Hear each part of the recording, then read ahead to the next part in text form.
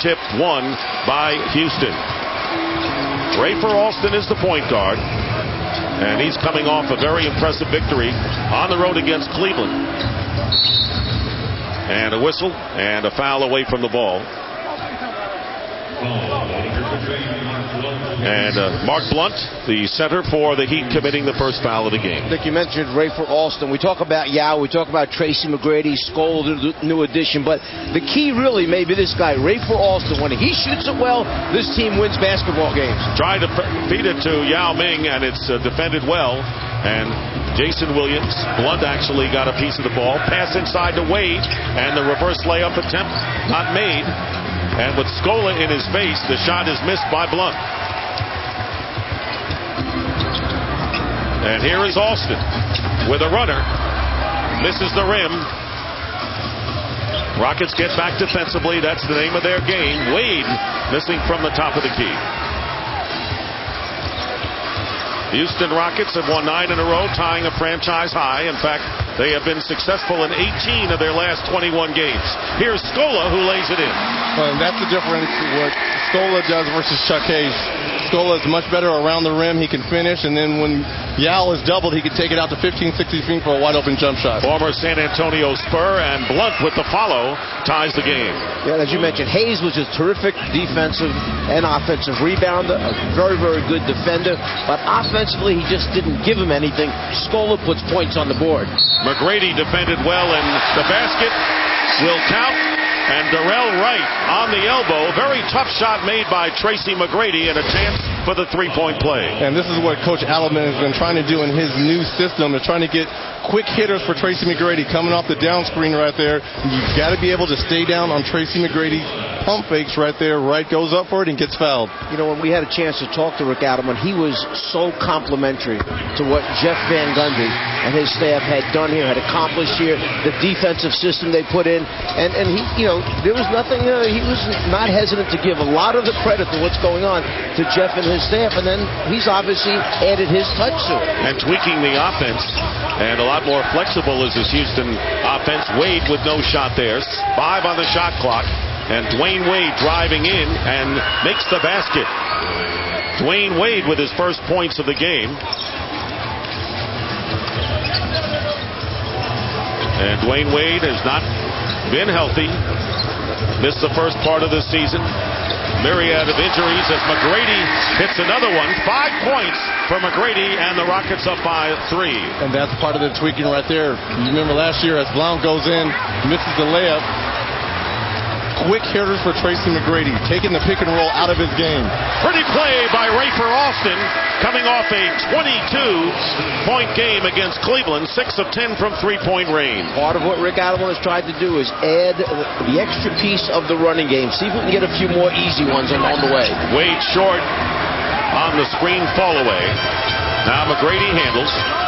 5-point lead for the Rockets early on. McGrady feeling it, hits another one, and 7 points on 3-for-3 shooting. Well, offensively, he's really been struggling since he's come back from that knee injury. He's really starting to find his rhythm offensively. 3 wide-open shots for easy buckets for T-Mac.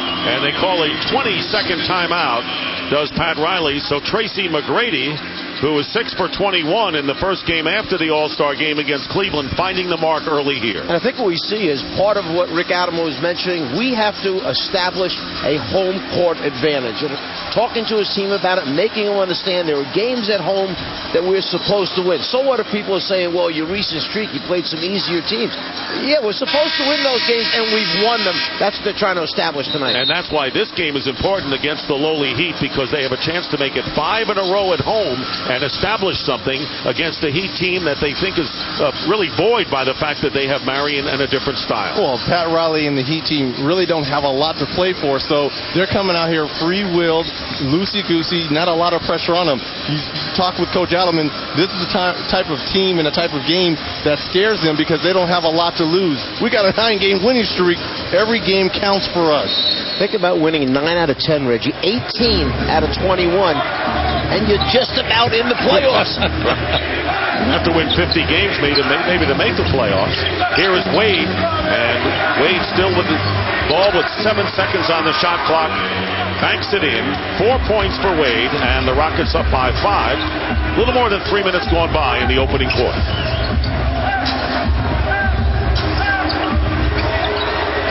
Yao hits the jump shot. Coming into the game, 11th in scoring in the league. And coming off his 6th All-Star game, and admitted he was a bit tired after his experience in New Orleans, was 3 for 17 Tuesday night against the Cavaliers. Well, he was shooting all threes in the All-Star game, so I don't know where he was tired from. Me and Coach Collins was wondering why he kept shooting so many threes, like he was Dirk Nowitzki. Blunt answers with a layup down low.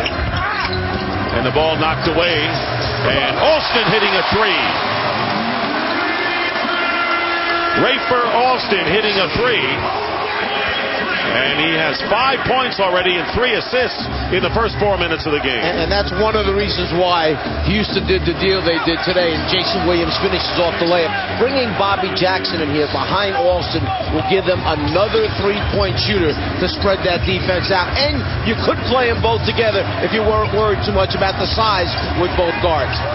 Turnaround by Yao. So Yao finding the range from outside. 11 points between McGrady and Yao, and an 8-point lead. Dwayne Wade with a nice lay-in right there. You got to get back on the offensive end. When Yao Ming or anyone scores for the Rockets, you got to get back on the defensive end. And the lob attempt from Rafer Alston to Tracy McGrady doesn't go. Here's Wade. Long rebound and taken away from Alston by Scola. 6-point lead by the Rockets.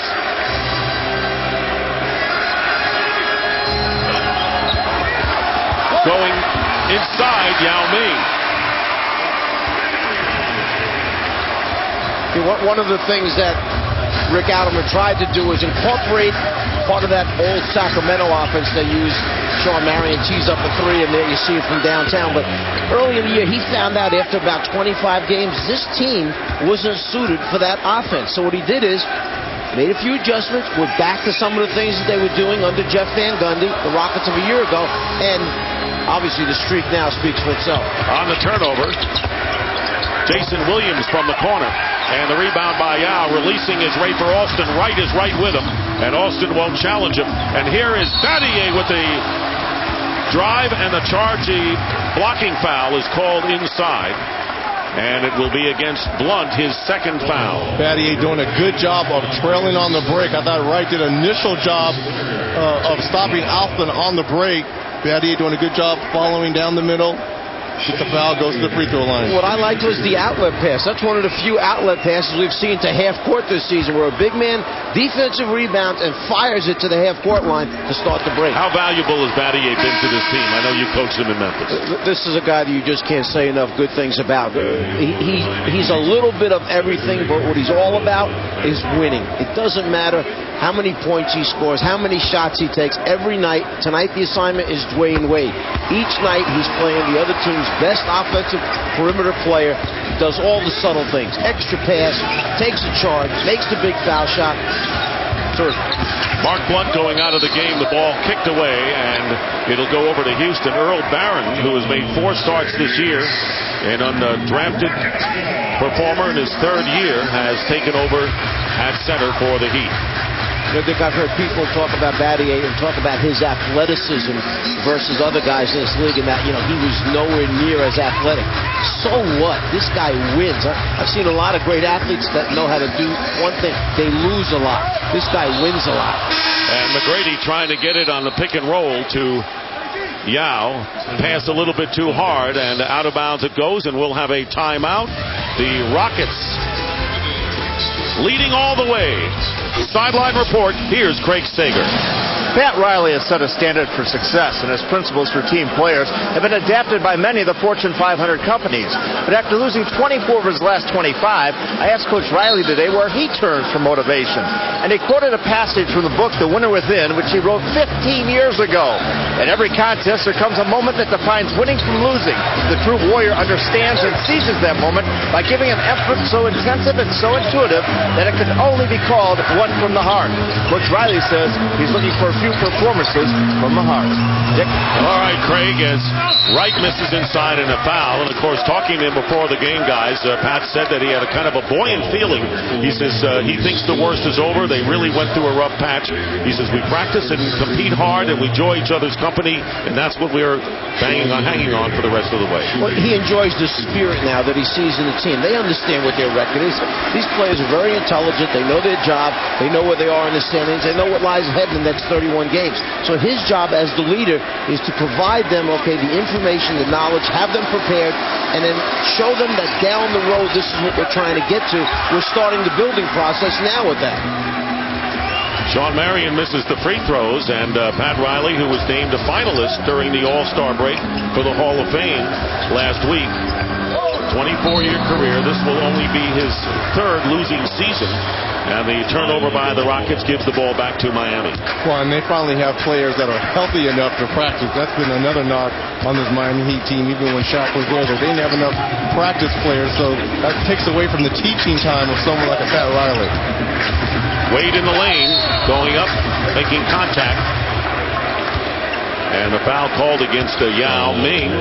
That'll be his first, and Wade will go to the line. Well, this is one thing, Dwayne Wade, and because of the injuries, he really hasn't shown a lot lately, is that ability to slice and get into the lane and create contact. We talked with Pat before the game talking about he's going to keep an eye on Dwayne Wade. Obviously, they're 9-42.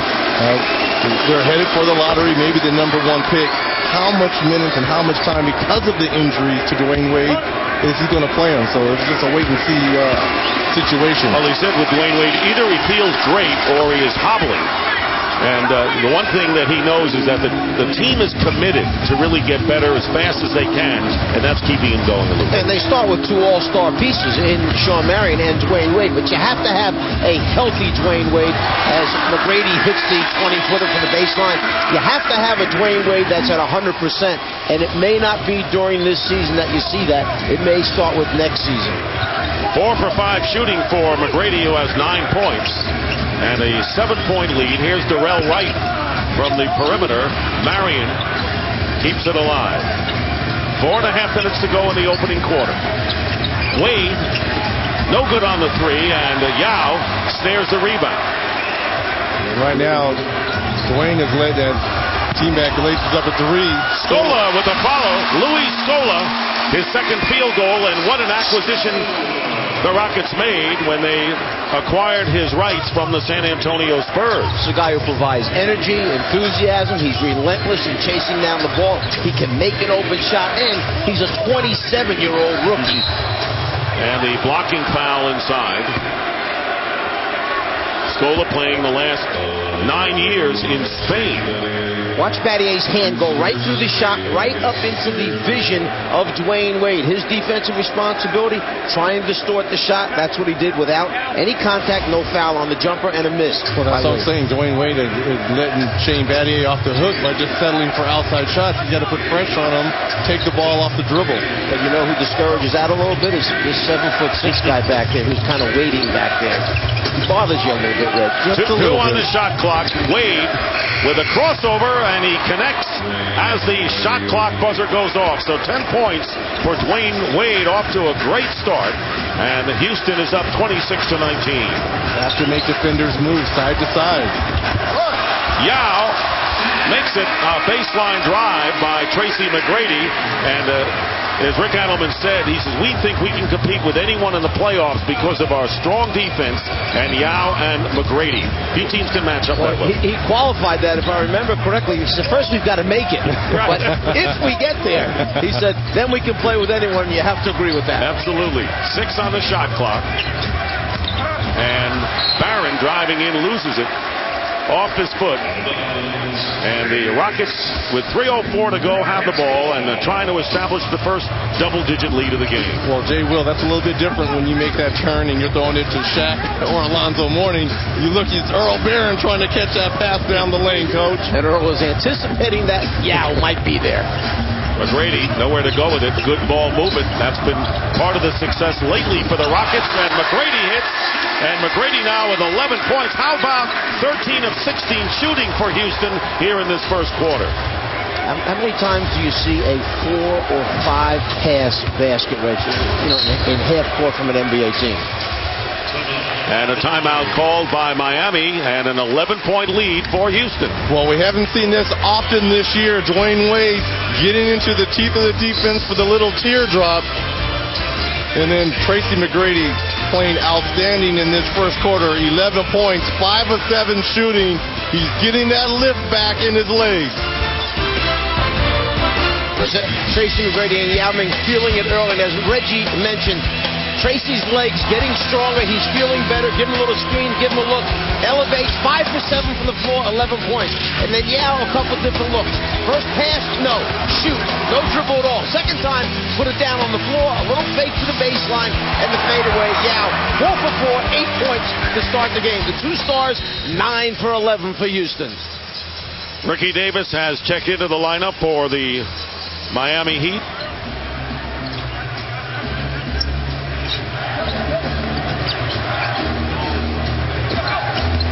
Right now, the Rockets playing a zone, and the shot hit by Ricky Davis, so comes into the game and will give you some of that offense right away and cuts the lead to 9. Well, you talked about Pat Riley and a sigh of relief when the draft was over. How about Jason Williams and Ricky Davis?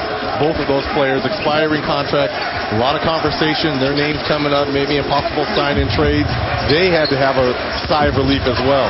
Scola drives in and hits Scola with the lay-in, has 6 points. Well, Reg, you just touched on something very important, because for Miami, Posey and Capono, 2 players, as Jay Will misses his pull-up, 2 players that Miami did not sign, 2 very important pieces that are playing elsewhere. Well, that'll come up again now with Davis and Williams. They've got to make a decision. Do we want them back? How much are we willing to pay for them? Alston hitting a 3, so that is the second from downtown for Rafer Alston. Continues the hot hand. Remember, 6 of 10 in Tuesday night's road win in Cleveland.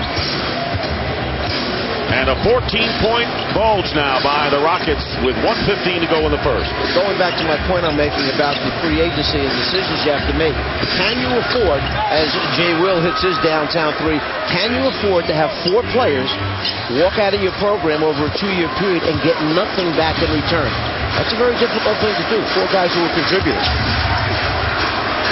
Scola left open and missing out of bounds, and the Heat will take over with just under a minute remaining in the opening quarter. Well, Rafer Alston coming off the high pick and roll. You go underneath, he's going to step back and spot up for the wide open 3, and Jason Williams drive and kick right there. Dwayne Wade gets in, a little bit too much help. Jason Williams wide open jump shot. And now a newcomer, Chris Quinn, in his second year, undrafted out of Notre Dame, who's been very reliable, starting 10 games this year, is into the lineup. So all of the changes have been made by Pat Riley. Sean Marion can't connect, and Yao gets it into the hands of Battier. Here's Alston pushing it. Half a minute remaining in the opening quarter. Here's McGrady for 3. McGrady now with 14 points. And the third 3-pointer for the game for the Rockets. Reggie, I've never been in this situation, but what's it like when you come down and the basket looks as big as the arena, and you just know you've got to go on them? You got to tell us about that. Reg? Well, I'm just saying, hey, he's gotten his legs back. Marion. 6 of 8 by Tracy McGrady, and Marion now with 5 points, and another 3. And a 3-point missed by Davis, so Rafer Alston hitting 3 threes in the first quarter. Tracy McGrady have a brilliant shooting game as well.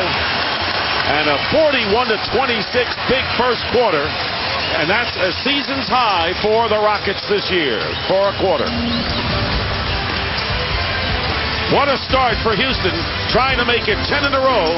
That would be a franchise record. Into their airspace, make them feel our presence a little bit more, but we're taking bad shots. When you take bad shots, it's going to go back the other way. Tracy McGrady and Yao Ming are 10 out of 12. Which one is hurting you the most? Well, you got to pick your poison there, so we're trying to make an adjustment now, and I hope it works. All right, as we start the second quarter, the Heat have the ball. McGrady with 14, Rafer Alston 11, and Yao Ming with 8. A season's high, 41 points in the first quarter for Houston. Well, you can throw Rafer Alston's name in there as well, 4 of 5, as he comes up with the steal right there, 11 points. And the extra pass made as Luther Head, who just came back from injury Tuesday night, still retained by the Rockets. Shot clock down to 11.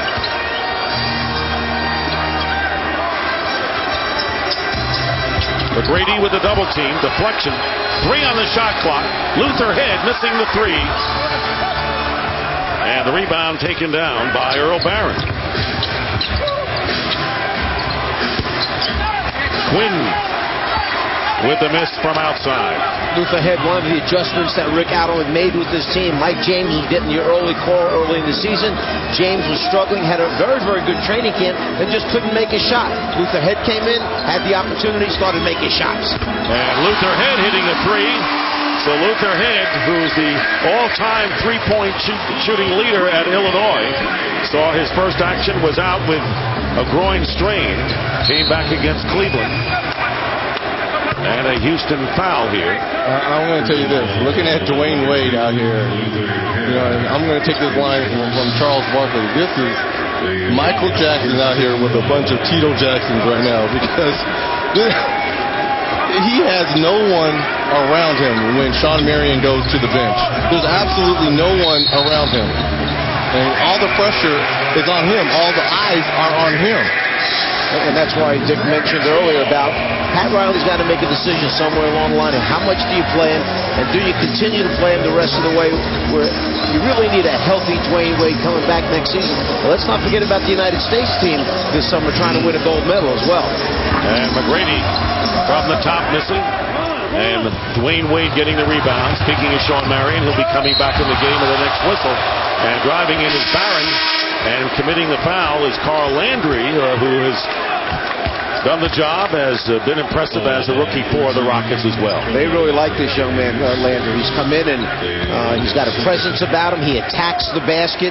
And talking to Shane Battier before the game, he said this young man came in and earned his minutes. He's been very impressive. Earl Barron. This is the first national coverage of the NBA continues this week. Friday on ESPN, it's the Wizards and the Cavs, followed by the Celtics and the Suns. Coverage begins at 7:30 Eastern. Saturday on NBA TV, it's the Hornets and Spurs from San Antonio, and coverage there begins 8:30 Eastern time. And on ABC Sunday, it's the Pistons and the Suns. Coverage will start at 2 o'clock Eastern. Coach, could you at least say Ricky Davis is maybe Jermaine Jackson or someone? A little bit talented? Ricky's got to get a little play. And believe me, Ricky's name, at least be Jermaine Jackson? Ricky's name was out there today in those trade discussions, because there are people that want a guy who can come in and score points. And the shot missed by Luther Head and retained by the Rockets, getting a lot of second chances here. Driving in is Scola, and the foul. And it's going to be on Alexander Johnson, fouling Louis Scola, driving to the hoop. Well, Luther Head doing a good job of pump faking Ricky Davis up in the air. You get into the teeth of the defense, and you're thrown to a guy who has good hands. There's Luther Head. He gets into the paint. Scola, known for those good hands, goes in, gets fouled. And a chance for Scola to open up a 19-point lead for the Rockets. And there is the Louis Scola, as Reggie was talking about. What a presence he's been for Rick Allen. Well, listening to Coach Alleman, he never gives up on a play. And very much a lot like Anderson Varejao, especially on the pick and roll situation. He says sometimes we're telling him when he shows high on the pick and roll, if you roll back to his man, he thinks he can steal the ball from all the point guards, so he kind of stays in the pick and roll a little bit too long. Scola misses both free throws. In their earlier meeting this year, the Heat beat the Rockets in Miami 98-91. Shaq had a big game.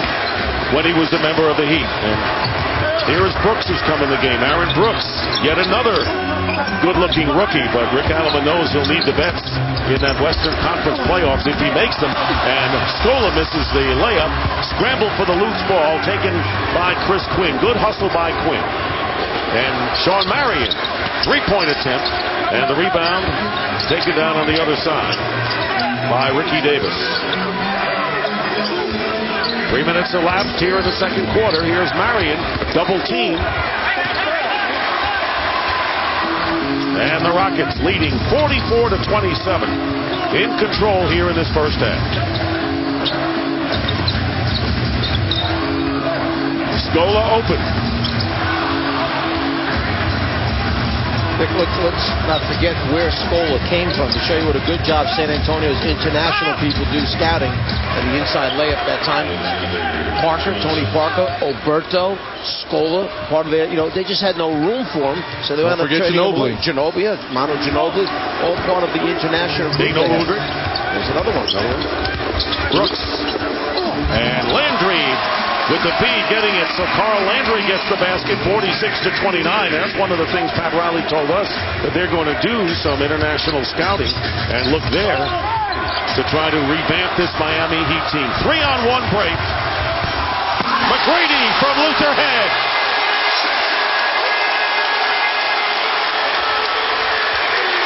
And there was absolutely nothing Quinn could do on that. He saw that there was a 2-on-1 right there.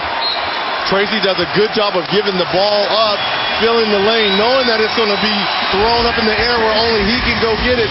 Luther Head throws it up. T-Mac finishes. Well, whether it's bad shot selection or poor backcourt coverage, it's a 2-on-1 break. What? That's a fine. It's a revenge of Steve Irwin. Stingray. Man, that's a damn fine. Stingray. I don't care what that is. I like the materials, the colors, man. What do you think of Craig Sager's suit? What? What do you think of Craig Sager's suit? His outfit that he got on. His suit. Oh. And his shoes. You know my rookie all-star shoes? Those blue ones. Oh, the baby blue, it was terrible. Reg, you can appreciate this. That means, I think Yao was saying he had shoes just like that in his rookie season. He must have gone to Friedman Shoes in Atlanta. You know that's where all the NBA guys get their shoes from. I didn't know Stingray was a color. He said it's a Stingray. I didn't know Stingray was a color. Basically, he was egging Yao on. Yao didn't know. And it was all T-Mac show all the way. Steve Novak has the come color in the is game pistachio. for the Rockets. Made out of Stingray. The revenge of Steve Irwin. Craig, you can kick some long field goals with those shoes, I'll tell you that. Long ones. Here is Quinn. And into the hands of Novak. Biggest lead of the game for the Rockets. They have slowly built it up now to 19 points, 48-29. And a three-point shot missed by Aaron Brooks. Brooks, the rookie from Oregon. Well, Adelman's been trying to get Novak and Brooks on the floor as Ricky Davis tees up a 20-footer. Been trying to get Brooks and Novak on the floor to see how these rookies are going to do in this environment. Really, it's been the young guys, Head being one of them, Brooks, Landry. The young guys really have played very well for Houston this season. Some of the veterans struggled, like Mike James, an example, who traded away. That's why Bobby Jackson, who has played for Rick Adelman before, is going to be 35 next month. He's a veteran that he knows what he can do and has had his best seasons in Sacramento under Adelman. Well, they like Brooks, and they like the upswing that Brooks is going to bring. But these last 30 or so games and come playoff time, you're going to need a veteran like Bobby Jackson. And it's a guy that Rick Adelman trusts. He understands what he brought when he was in Sacramento, and he trusts what he can do for him come playoff time. The jury is still out on the rookie Aaron Brooks. Foul was on Luther Head. And Blunt has it blocked by Yao. And 2 on the shot clock. Here is Blunt. And Landry getting the rebound. Yao coming in.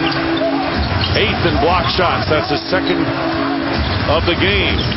And off the hands of Yao Ming, out of bounds, goes over to the Heat. Crowded. Too much congestion right there, too many bodies in a very small space. That's why it goes through. The defense of Houston has been the main factor that's carried him to this streak. And here are the new players and the players they traded away in 2 separate deals. Well, like I said, Bobby Jackson is going to bring playoff experience here. He understands Adelman's system, was successful in Sacramento with it. Gerald Green, another wing player, didn't get a lot of time in Boston or Minnesota. Just another player that he can insert in that lane, in that lineup that's athletic, that can guard wings.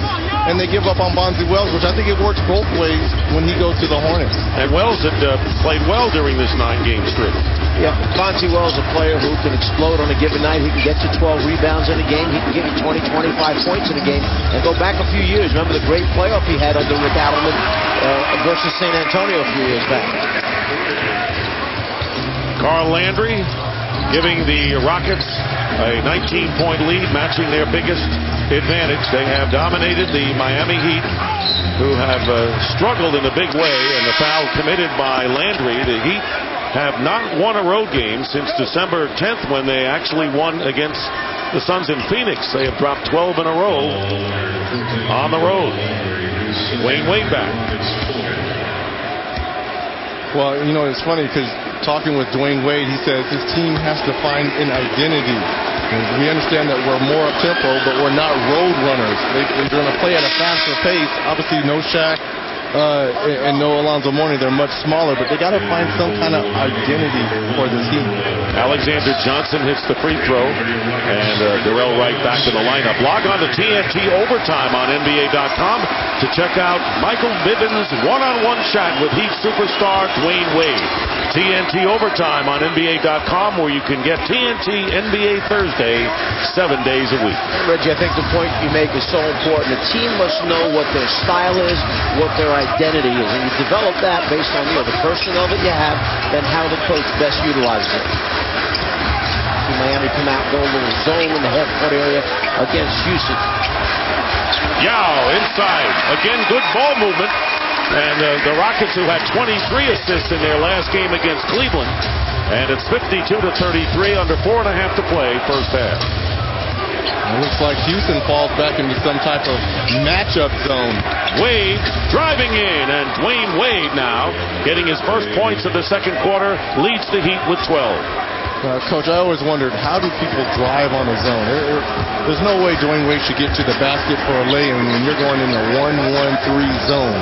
Well, the 1-1-3 was supposed to slide into a 2-3 as Novak tees it up, and Rick Adelman mentioned us today, he's as good a shooter as he is. I just got to get him into the games and be able to incorporate him. But going back to the zone, the 1-1-3 slides to a 2-3. But I thought zones are supposed to make you shoot from the outside, not get layups. 20-point lead now for Houston. They continue to add to their margin. And the shot from the corner by Darrell Wright, who is an emerging force in the offensive end, and should flourish in an up-tempo style for Pat Riley. Well, we had a game with the Heat earlier, and Pat Riley, early in the year, and Pat Riley said he was almost given the small forward spot once Jason Capono and Posey left for other places, and he really didn't have a chance to earn it, and that's why he struggled early as Dwayne Wade comes in. And is fouled, and limping is, and coming up hobbling is Dwayne Wade, and this has been the problem, and holding on to that knee. You mentioned it, Mike, that you won't see a healthy Dwayne Wade until next year, and you wonder how fast that's going to come for him. He's a driver, he's a slasher, he's going to initiate contact, and therefore you're going to have your bumps and bruises. Here he collides knees with Shane Battier, who steps in to take the charge. Shane felt he was there in time. The official obviously didn't, but you've got a hobbling Dwayne Wade. And a timeout, 3:09 remaining in the first half. It's been all Houston driving for their 10th in a row. We have a lot of guys who are smart team defenders.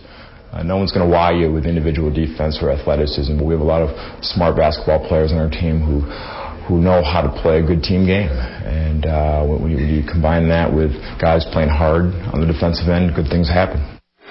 Fourth in scoring defense are the Rockets, second in field goal defense. That's why a lot of teams don't want to play Houston if they make the playoffs in the first round. Well, in this 9-game streak, 7-game straight holding teams under 90 points. They're getting it done from all areas, and I think the biggest improvement really has been Yao Ming.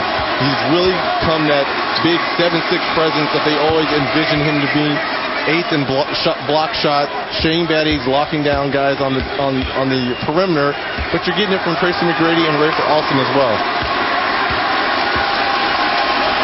Wade hits both free throws, and hanging in there despite the knee problems and all of the injuries that he's had to undergo. Tracy McGrady back in the lineup. McGrady feeding out to Yao, picked up by Alexander Johnson. And here's Yao, who beats everyone to the basket. You saw him that time go to his left hand. This is a very skilled player at 7 feet 6 inches. 18-point lead for the Rockets. Winding down to 2.5 minutes to go in the first half. Here's Wade, and a tough basket from the hip. Dwayne Wade with a circus hoop. 16 for Wade.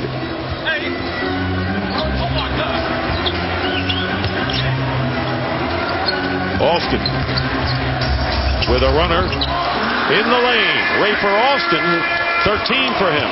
So, Wade does not look the same on the defensive end. You can tell he's really dragging that leg right there. He couldn't get over on the pick and roll as Marion dumps down the jump hook, but he's really dragging that leg. Rafer Alston, if I'm him, I'm coming off pick and roll every time because Wade can't move. 16-point lead under 2 minutes remaining in the first half.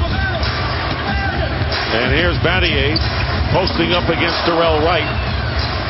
And the rebound by Mark Blount. Looping it into Marion, who's fouled. And a 2-shot foul. And Yao Ming picking up his second foul as we check in with Ernie Johnson in Atlanta. All right, thank you, Dick. Southwest Airlines game break coming up at halftime. I'll be joined by Kenny Charles and David Aldridge. They're going to break down the first half. Later tonight in Game 2 of our Double Dip, the Sonics very busy before the trade deadline are in Portland. Now I go back to Houston. Dick? All right, EJ and Sean Marion. And one of the aspects about him, and he should figure more offensively, doesn't demand the ball, but his defensive presence is perfect for Pat Riley. Well, I think that's going to be the one thing that's going to be missing for the Phoenix Suns, his versatility on the defensive end. And he was able to guard point guards all the way down to power forwards, and I think that's what was missing really when you looked at the Suns last night as the dunk by Darrell Wright. One of the things about Marion, he hurt his finger in his first game with Miami. He re-injured it again in practice recently. So that right hand is very tender, very sore on him right now. Trying to gamble for the steal against McGrady. And here is Battier for 3 from the corner. Once again, great passing by the Rockets. They lead at 62-46. Interesting how they wound up with the rotation that time. His favorite spot on the floor, Shane Battier, the corners, particularly the deep right corner. He knocks that 3 down on a regular basis. Rockets 7 of 12 from 3-point range. Blount from the outside. Comes up empty with 40 seconds to go in the first half.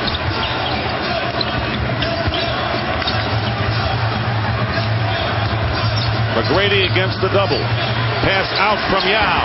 The 3 missed by Battier here. And now the Heat with 19 seconds on the shot clock. They've been outplayed by the Rockets, who were sizzling from the field at 62%.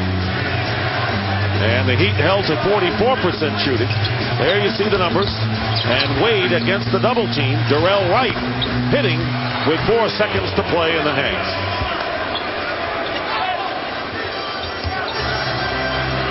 And here is Scola, time running out with the runner. And so the Miami Heat, who fell down by 20 points to the Rockets, cutting some of that margin, 62-48. Houston in front. Yao Ming with 12 points, McGrady with 16, Alston with 13. The Talked about the fact, though, that Yao Ming, Tracy McGrady, and Rafer Alston, 18 out of 22. Those three are still shooting 81%.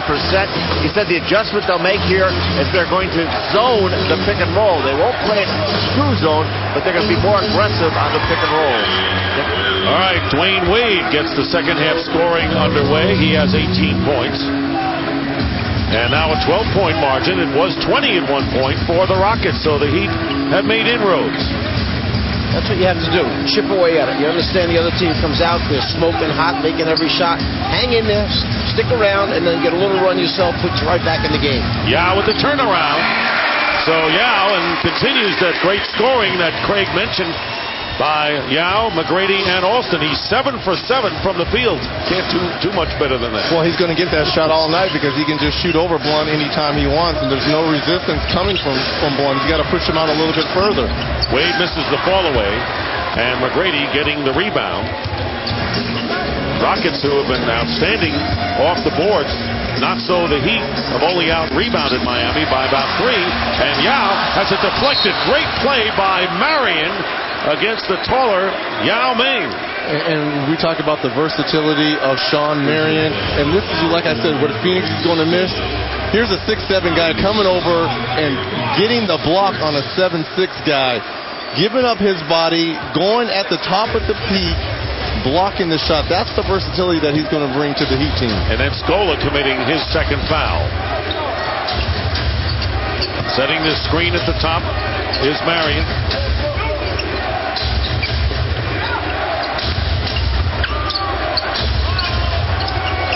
Darrell Wright. Scola getting the rebound. Has it knocked away. And the Rockets keep the ball. Good hustle. And that's Scola not giving up on the play, what Coach Alleman talked about. He never gives up on the play. And a pass from McGrady to Scola. And he had to thread the needle on that one. And the Rockets up by 16. In the scramble for the deflected ball, no one picked up Scola under the basket. He's waving by himself. One of his easiest baskets he's going to get. Off the double team, Blount from the perimeter, and another rebound by Scola. Scola now with 9 rebounds.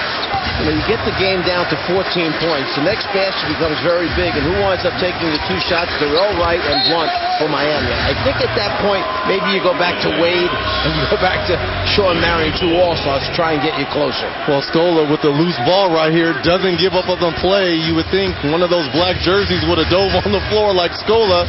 Stays with it.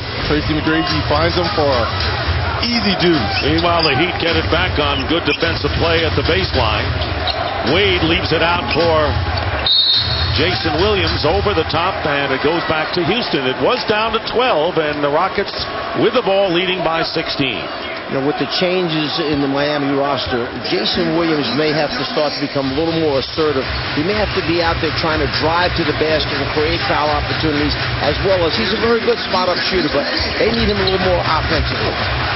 Rafer Alston missing the runner, and here come the Heat out again. And the no-look pass from Williams into Blount, and it's now down to 14 again. Well, who made that play was Darrell Wright. If he wasn't running that right lane hard, it made the defenders respect him. Blount does a good job of darting down the middle, wide open dunk. And this is a new-look Heat team.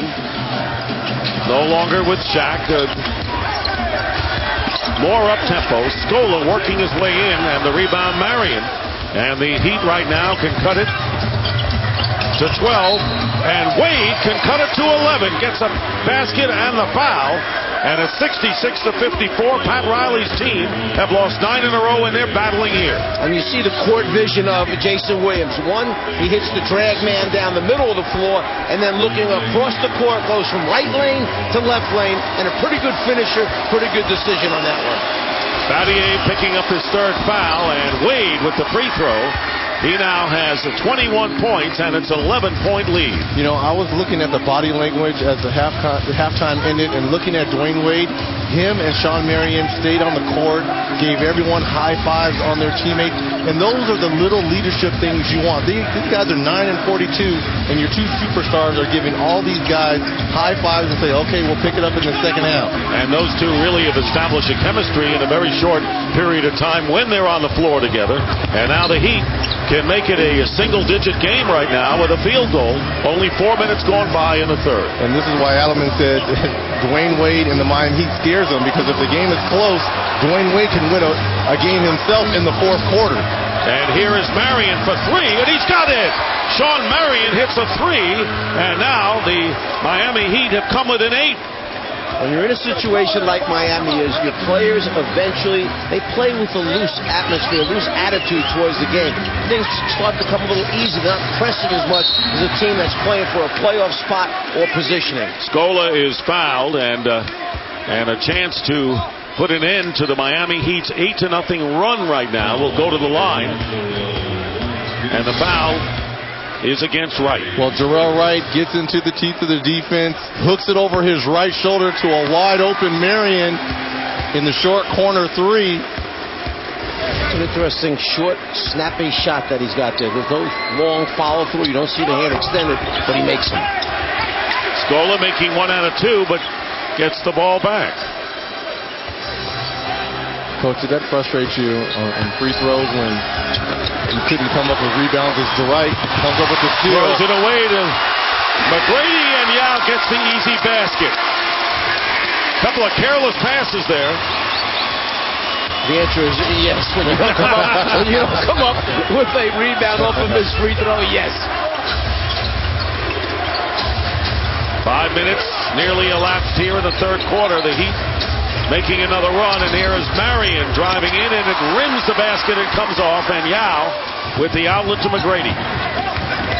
McGrady has the drive, and the foul committed by Dwayne Wade. Tracy McGrady with 16. Yao has 16. And Dwayne Wade, the leading scorer of the game with 21, is T-Mac going to the line to shoot 2. Well, you know, Tracy was joking earlier about Craig's outfit. You know, there is a serious side to T-Mac as well. This summer he asked me to try to accompany him on a trip to Chad. He was going to Chad. He chartered a plane. He was going over there to build schools for the kids over there. You know, a lot of people like to lend their names or just let people use their names or their likeness. He actually went over there trying to get other NBA players to lend money to try to help out the Darfur region as well. So, you know, there's a serious side to T-Mac as well when it comes to charity work. And it's a great thing you bring that out, because a lot of times they don't want a lot of publicity about it. And if it weren't for you, Reg, to tell that story, a few people would know. Timeout, 71-58, the Rockets lead here in the third quarter. Game at this point, and Reggie, you talked about it's the little things that count, the scene after the first half on the floor. Well, people always say, are great leaders born or are they made? They are born. Right here, you see Shawn Marion and Dwayne Wade.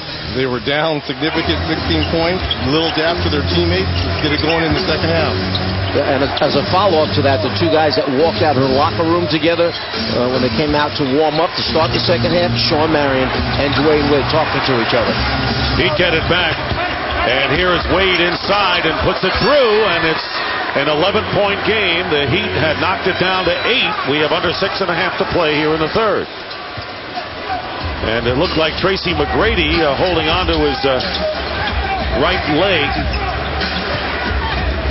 Felt some contact on the last play. Nearly halfway through this third quarter. Rafer Alston been quiet for a while, but he's fouled by Jason Williams on the run.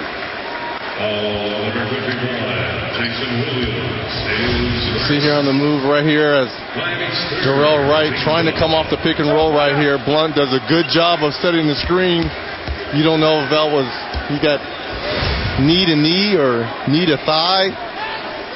You know, when Shawn Marion joined Miami and went through his first practice, one of his observations was that Pat Riley makes his players wear knee pads, big long knee pads during practice. And that's the reason why, because pick and roll situations like that, you don't want to lose a player in practice getting kneed or banging knees with someone else. So he makes the guys all wear knee pads. Rafer Alston, who scored 11 of his 14 points in the first quarter. He has been quiet since that first quarter. McGrady and Yao Ming have been the 1-2 punch. No news there as Blunt comes in, and the basket counts and a foul, and a chance again to bring the Miami Heat closer to make it a 9-point game. one of the more physical, more aggressive moves that I've seen Blunt make. He took the ball right at Yao, drew the contact, and then kept his concentration to finish. Now the chance to complete the three-point play. 3 fouls for Yao. Battier also 3, and now a 72-63 game. Miami Heat, they're hanging around here, and this is something that Coach Adelman does not want to see, because if it's close enough, you have a pretty good closer in Dwayne Wade. McGrady in and out. Yao getting the offensive rebound, and a foul, not a shooting foul, called against Miami. And probably a pretty good decision by Blunt to foul while he's on the ground, because I had the feeling Yao was going to be able to finish that one. So the Rockets will inbound, and Heat normally have played very well in first halves, and then, of course, after a big spurt of the second half, have fallen prey to a lot of teams. This is a different style. They've come from way behind here. We're down by 20 at one time, and the foul underneath called against the Heat. McGrady hustling. And one of the Achilles heels is starting to show itself for the Miami Heat. They're 30th in the league in rebounding right here. Right now, the taller Houston Rocket team, Yao Ming, Scola, and even Tracy McGrady getting in on the act of offensive rebounding for the Rockets. Blunt with his 4th foul, and the Heat in the penalty now with 5:25 to go in the third. National coverage of the NBA will continue this week. Friday, ESPN, the Wizards and the Cavs, followed by the Celtics and the Suns. Coverage will begin at 7:30 Eastern. Saturday on NBA TV, the Hornets and the Spurs from San Antonio. Coverage of that game begins at 8:30 p.m. Eastern. And on ABC Sunday, it's the Pistons and the Suns. Coverage will begin at 2 o'clock Eastern. So the free throws by Tracy McGrady, who has 20 points now and an 11-point Rocket lead. Open is Barron in the corner, who's come into the game, and Battier with the rebound. Well, just because you check into the game doesn't mean the first time you get in and the first time you touch the basketball you should shoot. McGrady. Darrell Wright crashing the board into the hands of Wade. That's one of those, but coach, I was wide open, and then your response is, as Wade hits the 3, yes, there's a reason why you're wide open. It kind of used to bug me. You know, when a guy first checks in, and the first thing he does as soon as he gets the basketball, he shoots it. Like he was ordained to get in and shoot. And now it's an 8-point lead again. The Heat had narrowed it to 8 earlier in the third quarter. Now with 4.5 to play, it's another 8-point game. Wade with 26, hitting his first 3. And here is Yao, double team, and gets the basket. Yao now with 18 has hit 9 of 10 from the floor. And one thing you can see, Miami's being much more physical, much more aggressive on their defense versus Yao Ming. Scola with the steal and tries to save it.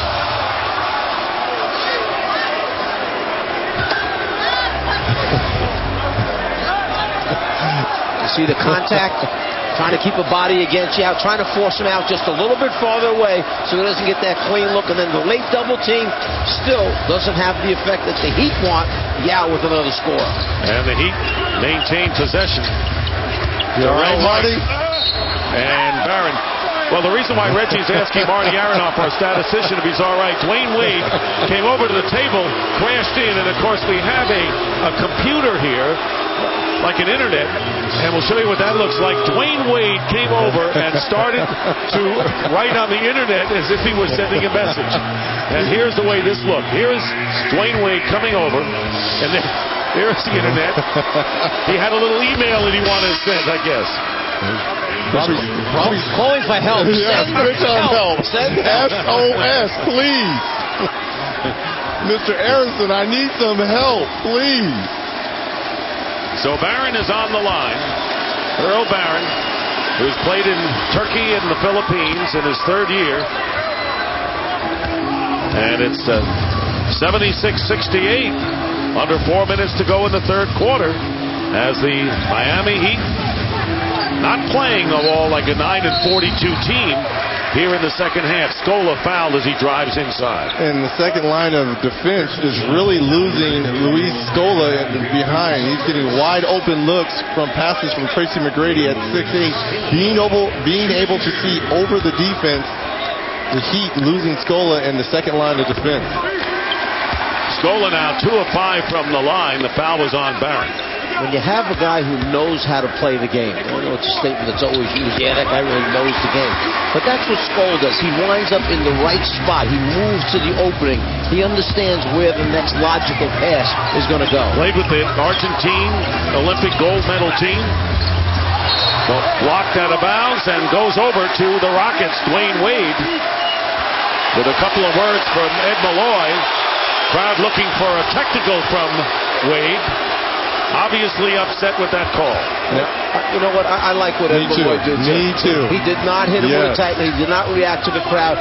He understood, hey, maybe it was a questionable call. And Wade didn't do anything to show him up. He's just frustrated.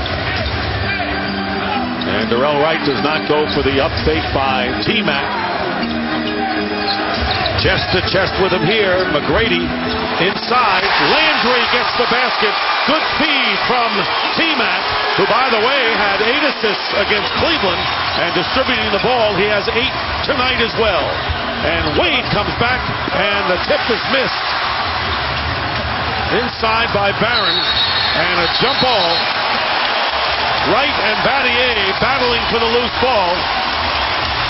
And the crowd loving it. Great hustle by both teams here in the latter stages of the third quarter. Well, you like the intensity has been raised from both levels of the Heat and the Rockets. You see right here, he has a question for referee Ed Malloy right here and kind of holds onto the ball right here. And then Darrell Wright gets caught with Shane Battier. You know what? 30 games left. Houston, 9-game winning streak. The Heat, 9-game losing streak.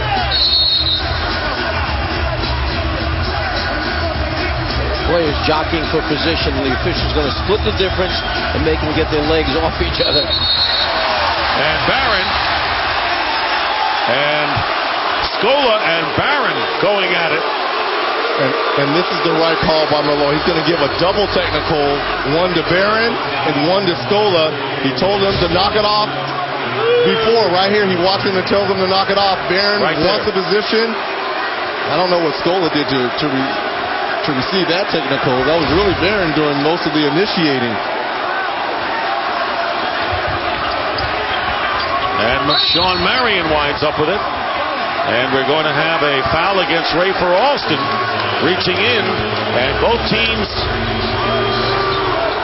over the limit. So with 3:01 to go, Marion going to the line and a chance to bring the Heat to within 10. You know, it's going back to your statement. You don't know what Scola did. Officials sense when the game is heating up, and they sense when the physicalness of the game is going to a new level. And perhaps at that time, the double technical foul was to kind of try to settle things down and get both these teams back to playing good basketball and cut out the unnecessary physical contact. There's Marion with 11 points on 4 for 10 shooting. Makes 1 out of 2 from the line, and it's 80-69. The Rockets under 3 minutes to go here in the third quarter. Yeah, but he's only 1 of 5 from the free throw line. Really struggling. We don't know if that finger is affecting him. And T-Mac is fouled, and we'll have a timeout. He'll go to the line to shoot when we return as the Rockets lead by 11. And obviously, Phoenix, with a franchise over the last 3 seasons that have won, 55-plus games. Now you take a chance by doing these, dramatic deals. It could tear the franchise apart, and you may have to start over again at some point. I may invest my money with you here. You seem to know the high risk, low risk. I like that. All right, here are the recent additions, and very impressive names amongst them. You mentioned Kyle Korver, Kurt Thomas going to San Antonio. And Damon Stoudemire. That would be low risk for Kurt Thomas. As would Chris Webber be for Golden State, right? I'm really surprised no one's talking about Kyle Korver. I know the big Shaquille O'Neal and Pau Gasol, but Kyle Korver in Utah is playing fantastic. And the basket good and the foul. So Sean Marion now with 14 points. And a chance to make it less than a 10-point deficit. Houston Rockets scored 41 points. Season's high for them for a quarter in the opening stanza, but only a total of 40 in the last 2. So Pat Riley's Miami Heat team trying to make a drive here in the latter stages of the third and into the fourth. But Marion misses the free throw.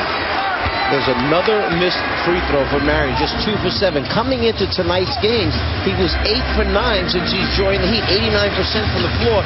Now he makes only 2 out of 7 this evening. Yeah, but he's only 72% on the year coming in. That means combined with Phoenix, so he has had his troubles from the line. After Alston's miss from 3, Dwayne Wade back with the ball. Wade's been the leading scorer in the game. Darrell Wright, high arcing shot, and here is Rafer Alston challenging Marion. Goes out to McGrady, inside out, and the three-point doesn't go. Batting it out, and the Rockets maintain possession. Under 2 minutes to go in the third. And here's T-Mac, changes hands and scores.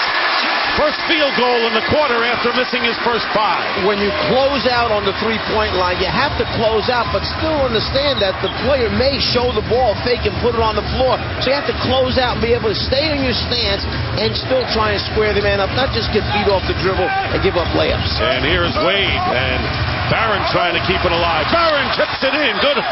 Great hustle off the boards by Earl Barron, and it's a 10-point lead. We mentioned McGrady with 23 and Wade with 26 are the high scorers for their team. And I'm going to tell you this, Barron learned that from Alonzo Mourning. All those practices as Sola goes over the top of Jason Williams for the offensive foul. Barron learning that tip drill from Alonzo Mourning, who is hurt for the Miami Heat. Those are what those practices that Pat Riley teaches, keeping the ball alive, keeping the ball alive. You talk about closeout. Watch the defensive player now run at the shooter to try and take him off the three-point line. But when he shows the ball, here he runs at him, you just can't let him go by and have a clear path to the basket. Closeout in a stance. You mentioned Alonzo Mourning, and of course, that situation with the knee and quad surgery really changed things for Pat Riley from what he intended, as Marion yet misses another free throw, 2 for 8. Yep, 6 free throws. This is something that's it's not like Shawn Marion to go to the free throw line and struggle this much. We talked about the finger. Maybe he's gripping the ball differently, Coach. Maybe only 4 fingers on the ball instead of all 5, Rick. Maybe taking that finger off. 9-point game with under a minute to go. The Miami Heat really showing well here in this third quarter, and an open jumper by Shane Battier, and it's 85-74. Miami Heat, who have lost 24 of 25 games. Their only win was against the Indiana Pacers after they had dropped 15 straight. In and out for Ricky Davis. And now, 6-second differential between the shot clock and the game clock. I can't believe this team has lost 24 of 25 games, especially being in the Eastern Conference. You think they would luck into a win sooner or later. Alston off the mark. Landry gets the offensive rebound and the foul. Anticipating it, and there you see one of the aspects of Carl Landry's plays, who knows how to finish. Out of Purdue. Very aggressive, goes after the ball, very physical on the glass. One of the talented youngsters that they have discovered here by giving him playing time early on. Carl Landry. The NBA on TNT continues. Coming up next, it's the second game of our doubleheader between the Sonics and the Blazers, followed by Inside the NBA with Ernie, Kenny, and Charles with tonight's highlights, and David Aldridge, who will have the latest on the massive trades that took place down the stretch. And we had maybe the greatest trading flurry in years in the NBA this year. And the two-point shot, the foul. It's a two-point attempt, and Wade will go to the line with 0.2 of a second left. You never want to foul in a situation like that. You just try to contest, get your hands up. And not aware of the clock. Well, that player was right there. As you saw him look up at the shot clock. Because you mentioned, not only was it a flurry of trades, but the magnitude of the players that were involved in the trade, big name players, frontliners all the way, yes. And that only adds to the excitement for the rest of the year, and of course the playoffs as well. Many of it settling in the West, and of course the Cavaliers with the big trade today themselves. That is the end of the third quarter, with the Rockets leading the Heat 87-75, and a good third quarter by Miami. Point lead over a team that's lost 9 in a row. How comfortable does that make you feel? Well, I don't think about them losing 9 in a row. I mean, if they're playing a good game, I mean, don't worry about that. We just have to play better. We got to keep them off the line. You made a couple of trades today that will help you down the stretch, but leaves you short-handed tonight. How does that affect your rotation? I think we're fine. I'm not worried about that. We're playing the people who would have played probably anyway. Okay. You know, Mike, you look at Rick Adelman and you want to talk about a coach who has had some great years falling under the radar. He'd be number one almost. Yeah, I felt that this gentleman has never received really the credit that he should have. 17 years as a head coach, 6 in Portland. They reached the finals twice, a brief stint in Golden State for 2 years, then 8 straight years in the playoffs in Sacramento, and here he comes to Houston. And one of my former assistants, Eric Musselman, wound up taking the job in Sacramento. Eric, a very good basketball man, and I just mentioned to him, he said, what do you think? And I said, you're following a guy who did a great job. Remember that. It's not going to be easy going there. Aaron picking up his second foul. Marcus Banks, seeing his first action, came over with Sean Marion in the deal with Shaquille O'Neal with Phoenix. Alston hitting the shot. You know, defensively, I think Marcus Banks really could put a fingerprint on this game because of his defensive prowess. He needs to really get into Rafer Alston. He can change the complexity if he gets after him.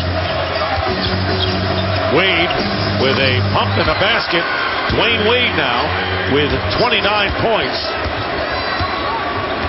And the Rockets up by 12. Twice the Heat have cut it to 8 points in that third quarter.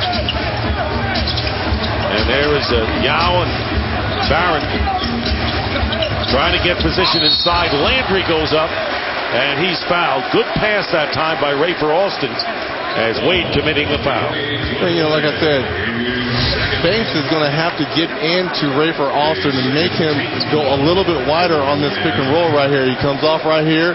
Clean look at the basket.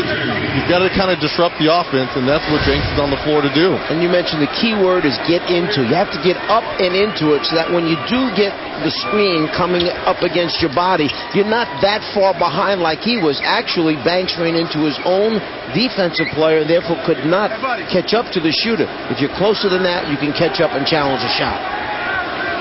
Landry with 8 points. And there you see how he has raised his game. Well, he got the opportunity after the beginning on November, December. Didn't play him very much. The head coach is playing his vets, trying to get a feel for the team.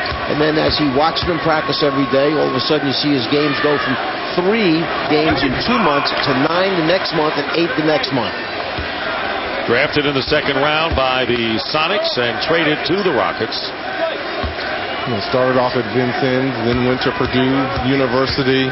Had a fantastic senior year at Purdue. Put up big numbers on the offensive end, but more importantly, was solid defensively and rebounding for the Boilermakers. 9 points off the bench for Landry.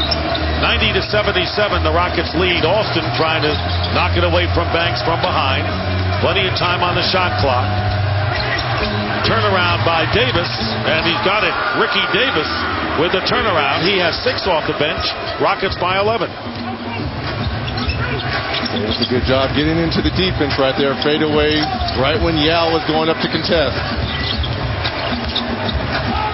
And Luther Head is in there with Alston.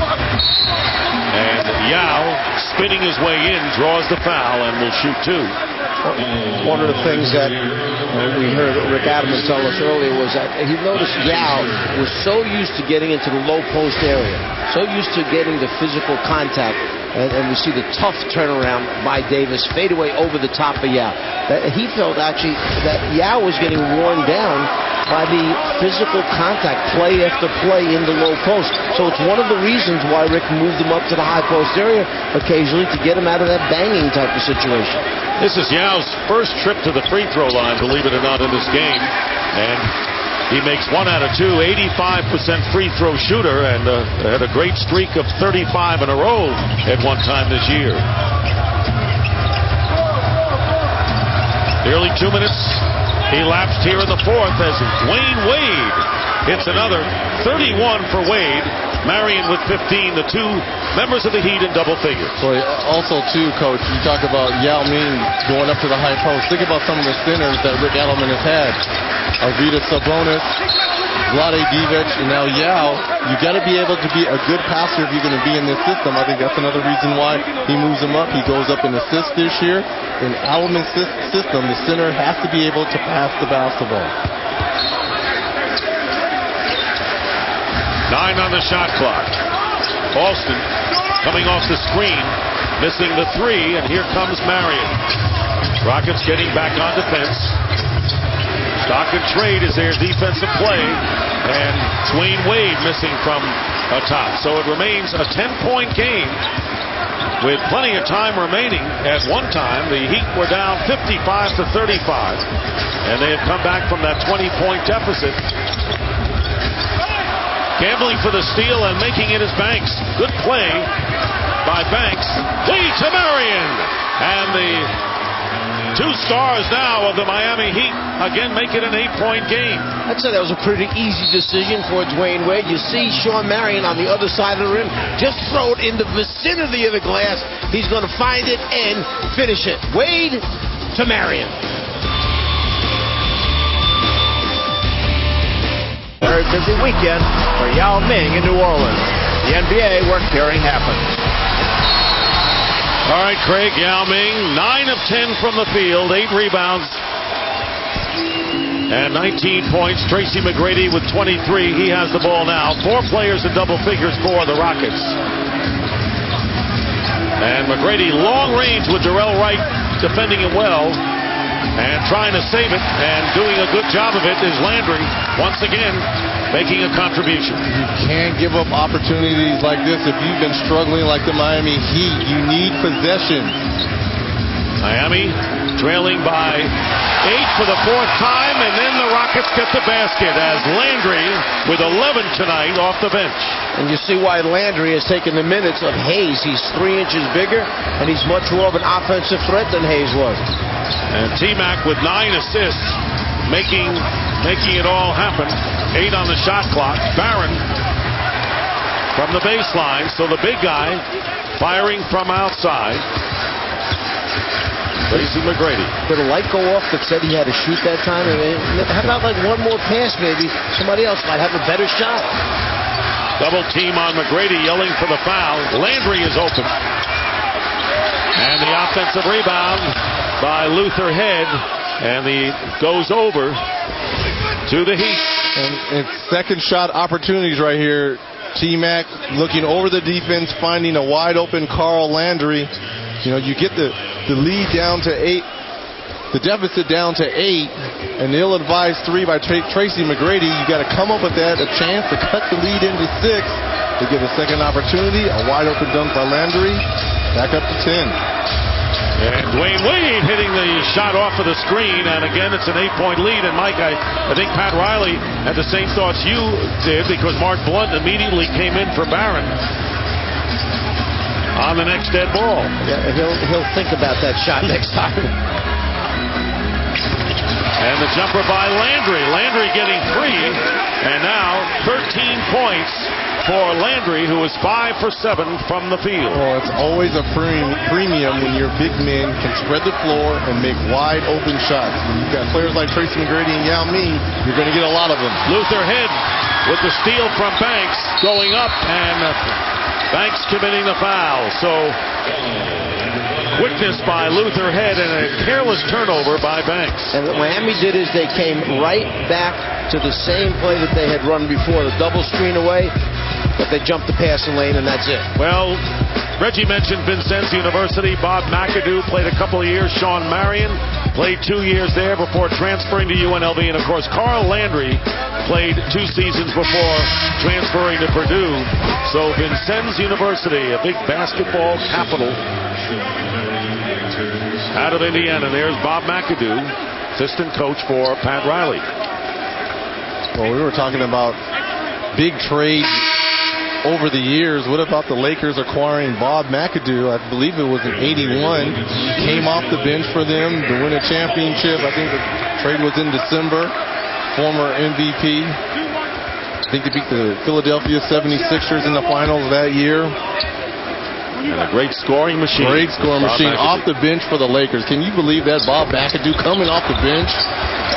And how about the fact that he was still winning a lot of money in the Heat practices a year or two ago in shooting games. After practice was over, he was taking a lot of that per diem from the players. He can still fill it up. Rockets maintain possession. And the Heat had an opportunity there. Another chance. Soon time is going to become a factor. Not yet, but it will be for the Heat. Good ball movement, and Landry, Carl Landry, now with 15 points. And 11 coming in the second half. And a timeout. 13-point lead, Landry, after the Heat had narrowed to 8. T-Mac with 10 assists made it happen to Landry. We'll be back. Selfishness of this Houston team. The extra pass, put it down, pass it one more time, and then you think you go into the hoop for a score. No, one more pass and the finish for the Rockets. 37 field goals, 28 assists for Houston. And Landry has 3 baskets in under 2 minutes, 2 dunks, and a jump shot. And here is Banks for 3 hitting. So Banks, who is coming to the game for the first time in the fourth quarter. Marcus Banks, first points of the game, and it's a 10-point affair. So look at the casualness on defense for Marcus Banks. He needs to be pressuring Rafer Alston, picking him up 3/4 court, turning him a few times, taking time off the clock. Well, that's the area he has to improve his game. No question about it. Nearly making the steal was Darrell Wright. Luther Head hitting the 3. So the gamble backfires on the Heat, and Luther Head hits a 3. And that was fake hustle by Darrell Wright right there. He got a hand or deflected the ball. He didn't need to go for the steal. There was no way he was going to come over this. He gets out of the play, makes a wide open shot for Luther Head. And McGrady gets a hand on that pass by Darrell Wright. Last touch by the Rockets with 11 on the clock. So what could have been an 8-point game if he did come up with it when he got his arm in there and got the deflection, winds up now of being an 11, 12, 13-point difference. Fake hustle right there. You got a hand on the ball. Yeah, you go out there towards it, but you just go out there in a defensive effort. You try to go for the steal. You have no shot at it. Here's Dwayne Wade into the corner, and Wright over Luther Head. 2-point field goal, and it's 101-90. Heat trying to hang in there, have never led in this game, and the Rockets were up by as many as 20. Miami's hanging around just close enough that they get 2 or 3 stops in a row and make scores at the other end. And we've got an interesting game down the stretch. T-Mac looking in for Landry. And here's Austin. 3-point attempt doesn't go, and Yao taps it out. And a new clock for the Rockets. There's the rebound you talked about, Reggie. Miami struggles on the glass. Landry and Darrell Wright ties him up, and they'll have a jump. So Wright and Landry will jump it up. Alaman's going to have to think about playing this kid Landry a little bit more. I know how much Scola has meant since he's been inserted into the starting lineup, 9-1 since Scola's been in there. But Landry is so active. He can make down wide open shots. He's quick off his feet. He rebounds. And that's part of the reason why Bonzi Wells is no longer in uniform here, because he's watching the emergence of these two guys, and he has to get a minute. Landry averaging 15 minutes a game, and you saw the 3-point basket was the first in the second half for the Rockets. Here's Austin. Will try to make another one. And the hustle. Austin wins the race to the loose ball. Out to Battier. He'll go for 3 and hit it. James Battier with his second three of the game, and the lead is 14 for the Rockets. Back-to-back offensive rebounds for the Rockets. You give Yao Ming, Tracy McGrady, and you see Shane Battier, the beneficiary of a three-pointer. And nearly the steal by Austin, and the ball knocked away by Landry, now into the hands of the Heat. Rockets nearly got it back again. Here's Marion. No good on the three. As we wind down to 4 minutes remaining in the fourth quarter, the Rockets with a 14-point lead in the ball and no hurry. Coach, it must have been a luxury to coach Shane Battier. You see how he sacrifices diving on the floor as Tracy McGrady laces up. He is the most professional player that I have dealt with. This guy put in all kinds of extra time as Ricky Davis hits a three. You talk about a guy who went to our video coordinator and wanted a disc made of all of his opponents. He would take it home with him game day, study it in the afternoon, and come back again. Just kind of reinforcement along with the scouting report. The extra time he was spending in improving his range on his shot to be a three-point threat, and the ultimate team player defensively. Battier from the corner, and once again the Rockets, and they have 30 assists in this game, leading 106-93. Under 3.5 to go in the fourth. And the shot is missed outside. And right now, let's send it to Ernie Johnson in our studios in Atlanta. EJ.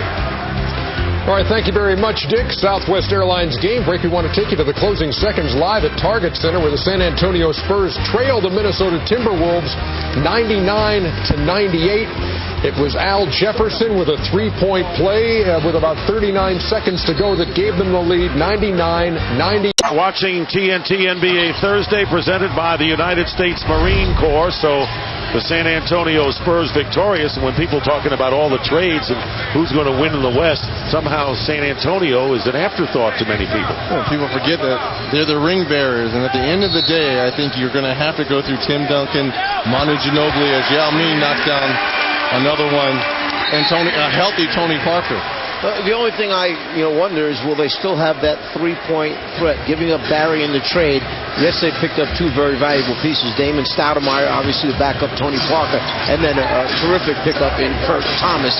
But they had to give up Barry, who was part of that three-point assault for San Antonio. Somehow the Spurs always make the key stops, though, on defense against the higher-scoring teams when they need it. And the Rockets playing as well as they had to tonight against the Miami Heat. 4 times the Heat had cut the deficit to 8 points but couldn't sustain. They did come back from a 20-point deficit. Landry, and what a night for the role players, including Carl Landry, who has 17 points, 5 short of his season's high. And there's Sean Marion, way off the mark.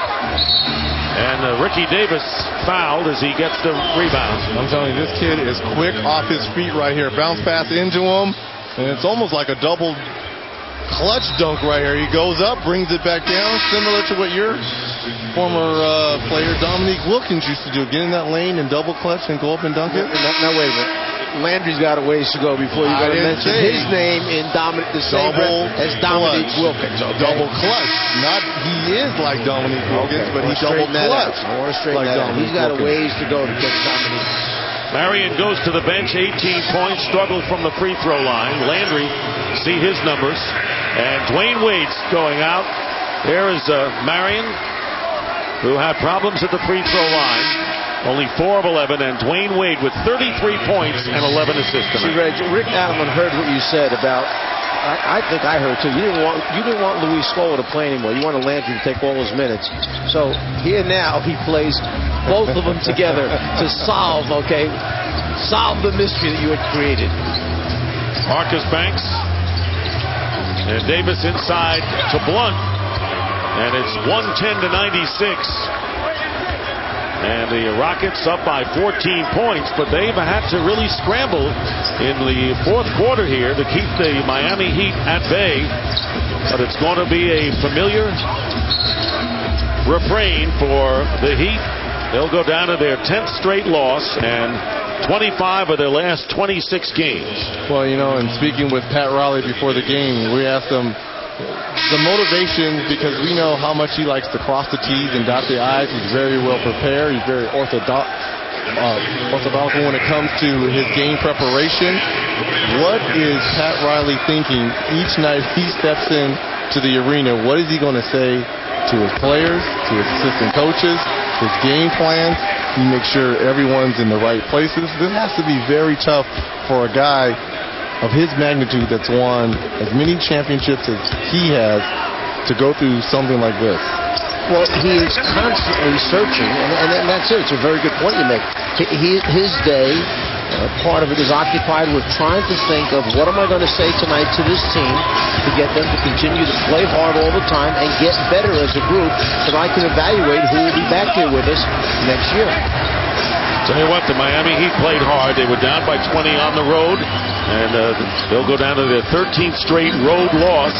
Battled back, but the Houston Rockets will win their 5th in a row at home, and that's one of the goals for Rick Adelman, as we mentioned, become more of a force at home. They're going to have to be able to win at home in what has been a tremendous battle and will be down the stretch in the Western playoff race. Red, just a little tidbit for our viewers at home.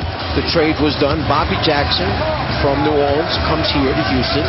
Bonzi Wells from Houston goes to New Orleans. Guess who Houston plays tomorrow night, Reg? Let me guess. New Orleans. Isn't that amazing? So they'll be able to use the team flights so the guys don't have to go commercial. Craig, we just got a glimpse of Dikembe Mutombo on the Rocket bench. Well, earlier Mike had mentioned Shane Battier, most professional player to ever coach. Dikembe Mutombo has that reputation as well. But today at the shoot-around, I was watching, and it was halfway over, and Dikembe Mutombo came in. He was late. They had moved up shoot-around a half hour with the early start. The first time in his 16 years he was late for a practice or a shoot-around. He was fined $500. Coach Adelman said he was so distraught he hated to fine him. But Dikembe said, hey, I got to donate the money. I was late. First time in 16 years. Wow. He's laughing about it. Such a humanitarian. I mean, going to give up the $500. 16 years and never to be late. That says something to a lot of these young guys that are in the league right now. Look at the professionalism that he exudes night in and night out. He should get $500 just for that. That he wasn't late. There is Novak missing. And the final seconds of this game. But the Houston Rockets, who had held their last 7 opponents to under 90 points, Miami gets 100 tonight, but will come up short. And the Houston Rockets, with 6 players in double figures, defeat the Miami Heat 112-100, their 10th straight win. Make it 19 of their last 22 to go 34-20 on the year. Right now they're in the 7th position in the tight battle